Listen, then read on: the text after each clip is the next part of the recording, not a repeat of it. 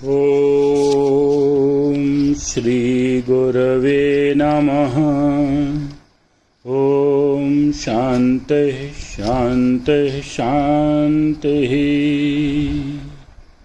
गुरुर्ब्रह्मा गुरुर्विष्णु गुरुर्देवो महेश्वरः।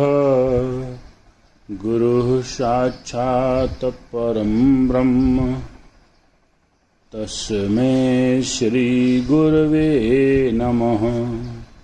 ओम शांति शांति शांति।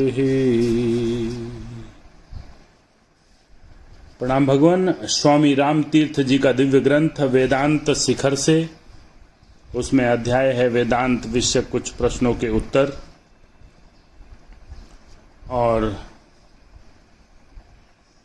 स्वामी राम तीर्थ जी ने कल के सत्संग में बताया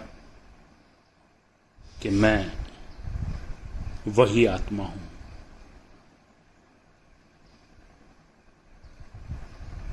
अब आगे लेते हैं अगला प्रश्न। एक दूसरा प्रश्न है, यदि ईश्वर ही सब कुछ है, उसके सिवाय कुछ और नहीं, तो संसार में इतना संकट और इतना क्लेश क्यों है? बहुत अच्छा प्रश्न है। आप जानते हैं कि वेदांत की दृष्टि में परमेश्वर ही सब कुछ है। परमेश्वर ही सब में सब कुछ है।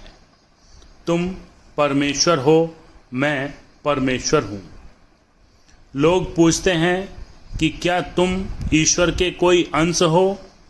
नहीं नहीं, परमेश्वर के खंड नहीं किए जा सकते। परमेश्वर के चीर चीर करके टुकड़े नहीं किए जा सकते। यदि ईश्वर अनंत है,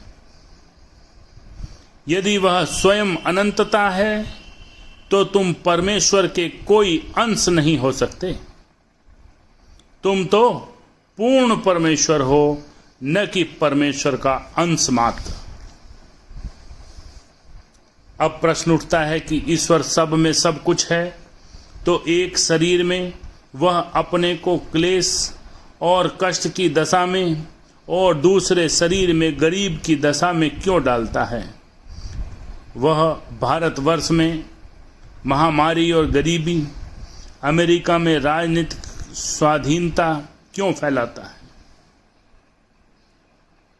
परमेश्वर एक मनुष्य को लाखों करोड़ों रुपए का स्वामी और दूसरे को गरीब भूखमरा अधपेट रहने वाला क्यों बनाता है? वह ऐसा क्यों करता है? वह कैसा अन्यायी है?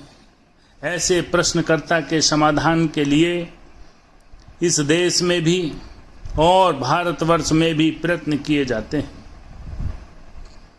और अधिकांश मनुष्य कर्मवाद के सिद्धांत पर आश्रय लेते हैं। कर्म का सिद्धांत कार्य कारण का सिद्धांत है। इस सिद्धांत का अर्थ है कि मनुष्य आप ही अपने भाग्य का विधाता है। प्रत्येक मनुष्य अपनी परिस्थिति और वातावरण की सृष्टि अपनी ही मर्जी से करता है, और इस भांति ईश्वर सदा न्यायी बना रहता है। लोग स्वयं अपना भाग्य बनाते हैं। अपने प्रारब्ध की सृष्टि आप ही करते हैं। कर्मवाद के सिद्धांत में प्रवेश करने की जरूरत राम को नहीं है।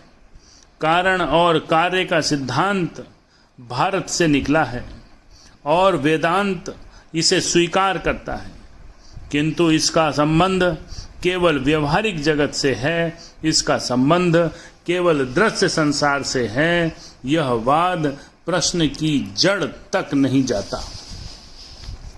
कर्मवाद के सिद्धांतानुसार जिसने आवागमन के मंतव्य की व्याख्या होती है,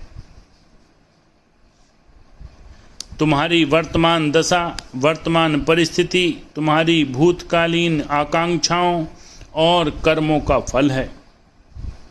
इस प्रकार जिस परिस्थिति, जिस वातावरण में तुम हो, जैसा कुछ तुम्हारा भाग्य या प्रारब्ध है, सब उसकी रचना तुम्हारी ही भूतकालीन वासनाओं, इच्छाओं और कर्मों के द्वारा हुई है। यदि तुम इस उत्तर की परीक्षा करोगे तो तुम्हें ज्ञात होगा कि यह केवल कठिनाई टाल देता है, उससे प्रश्न का पूरा उत्तर नहीं मिलता। राम इस कर्मवाद का खंडन या विरोध नहीं करेगा। राम इसे पसंद करता है और इसका अनुमोदन करता है, किंतु वह प्रश्न का दूसरा रुख, दूसरा पहलू सामने लाना चाहता है, जिसकी लोग अमेरिका में नितांत अवहेलना करते हैं अथवा पूर्ण अवहेलना नहीं करते, तो उसे पीछे की ओर अवश्य रखते हैं।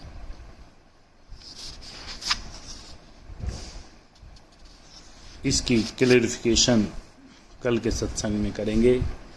ओम शांति शांति शांति। प्रणाम।